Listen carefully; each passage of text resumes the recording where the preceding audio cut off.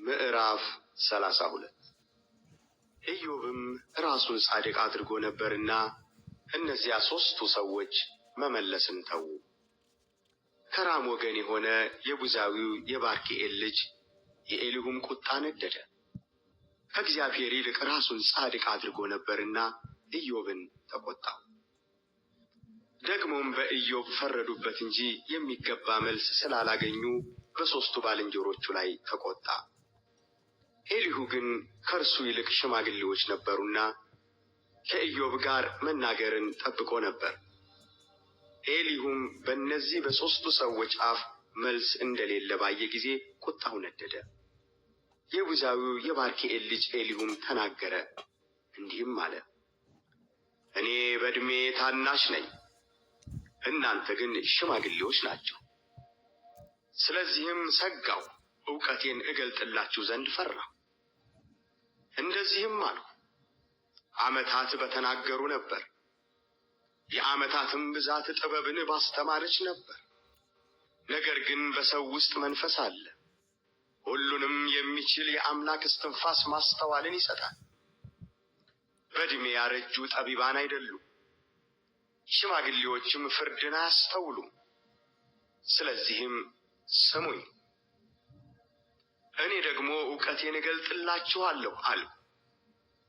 እነሆ ቃላችሁን በትዕግሥት ጠበቅሁ፣ የምትናገሩትን ነገር እስክትመረምሩ ድረስ ብልሃታችሁን አዳመጥሁ፣ እንዲሁም ልብ አደረግሁ። እነሆም በእናንተ መካከል ኢዮብን ያስረዳ ወይም ለቃሉ የመለሰ የለም። እናንተም ጥበብን አግኝተናል፣ እግዚአብሔር ነው እንጂ ሰው አያሸንፈውም እንዳልትሉ ተጠንቀቁ። እርሱ ግን ቃሉን በእኔ ላይ አልተናገረም፣ እኔም በንግግራችሁ አልመልስለትም።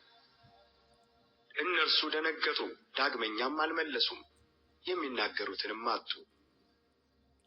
እነርሱ አልተናገሩምና ቆመው ዳግመኛ አልመለሱምና እኔ በትዕግሥት እጠብቃለሁን? እኔ ደግሞ ፈንታዬን እመልሳለሁ፣ ዕውቀቴንም እገልጣለሁ። እኔ ቃል ተሞልቻለሁና በውስጤም ያለ መንፈስ አስገድዶኛልና።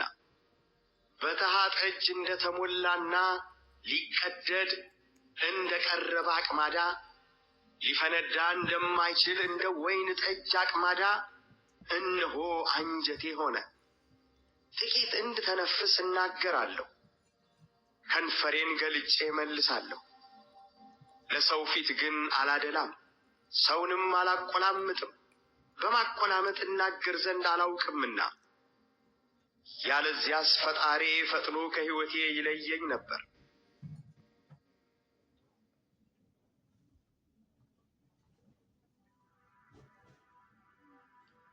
ምዕራፍ 33 ነገር ግን ኢዮብ ሆይ ንግግሬን እንድትሰማ ቃሌንም ሁሉ እንድታደምጥ እለምንሃለሁ። እነሆ አፌን ከፍቻለሁ፣ አንደበቴም በትናጋዬ ተናግሯል። ቃሌ የልቤን ቅንነት ያወጣል፣ ከንፈሮቼም የሚያውቁትን በቅንነት ይናገራሉ። የእግዚአብሔርም መንፈስ ፈጠረኝ፣ ሁሉንም የሚችል አምላክ እስትንፋስ ሕይወትን ሰጠኝ። ይቻልህ እንደሆነ መልስልኝ፣ ቃልህንም አዘጋጅተህ በፊቴ ቁም።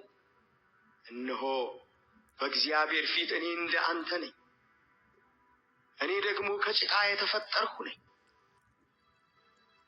እነሆ ግርማዬ አታስፈራህም፣ እጄም አትከብድብህም። በጆሮዬ ተናግረሃል፣ የቃልህንም ድምፅ ሰምቻለሁ። እንዲህም ብለሃል፣ እኔ ያለ መተላለፍ ንጹሕ ነኝ፣ ያለ ነውር ነኝ፣ ኃጢአትም የለብኝም።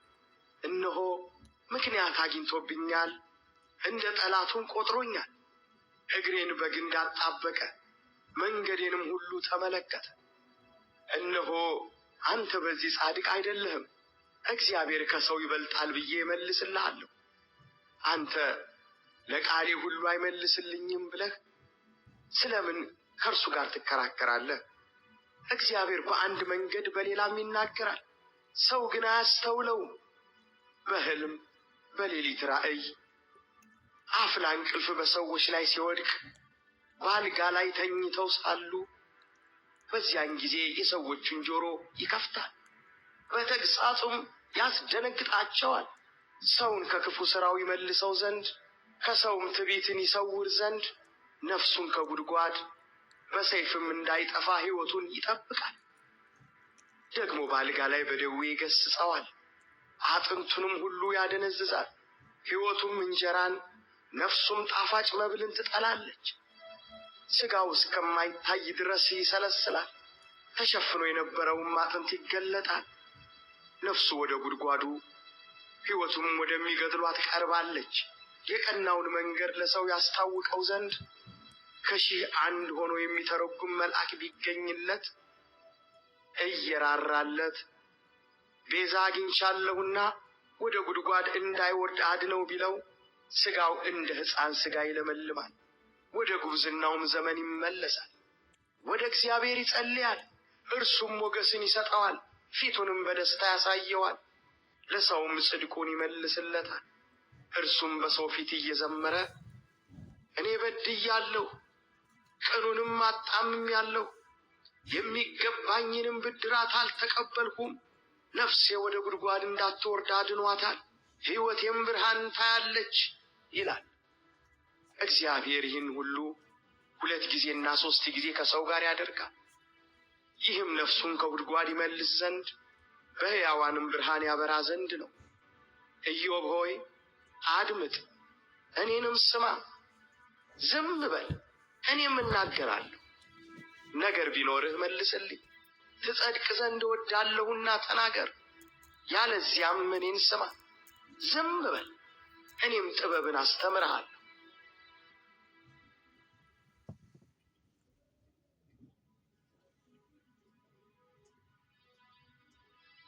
ምዕራፍ 34 ኤሊሁም ደግሞ መለሰ እንዲህም አለ፣ እናንተ ጥበበኞች ቃሌን ስሙ፣ እናንተም አዋቂዎች ወደ እኔ አድምጡ። ትናጋ መብልን እንደሚቀምስ ጆሮ ቃልን ትለያለችና ቅን የሆነውን ነገር እንምረጥ፣ መልካሙንም ነገር በመካከላችን እንወቅ።